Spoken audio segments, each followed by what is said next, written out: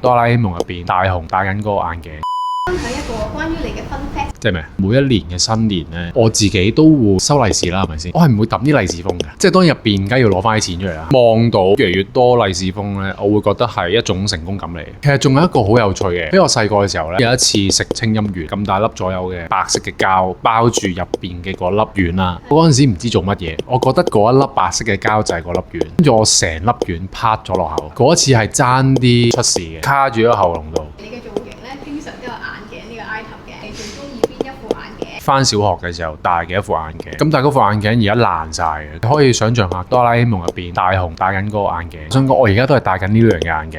電競女孩入邊飾演教練 Lock-in 呢個角色啦，可以介紹下呢個角色同你本人又似唔似咧？其實呢一個角色係一個電競教練嚟嘅，佢係一個世界冠軍嚟。咁同我本人有啲咩相似呢？我覺得最相似嘅位就係大家都中意打機。我最近就玩緊一隻 game 係英雄聯盟嘅戰旗，最好玩個位係你淨係需要對自己負責咯。如果你真係諗到你自己個陣係點樣砌，而兼且贏到嘅話呢，嗰個成功感同埋滿足感係好大。我哋有個少少嘅 challenge，就係請你用10秒鐘介紹一下呢首歌。其實呢首歌係主要係講活在當下啦，擺喺現在啦，咁就唔好浪費光啦。講完。咁如果對於你嚟講，喺呢個咁匆忙嘅人生咁有限時間裏面，有啲乜嘢係你最想完成嘅呢？希望可以快啲儲到錢買樓啦，安定我自己嘅生活啦，跟住同埋可以幫到屋企人，令到佢哋生活無憂啦。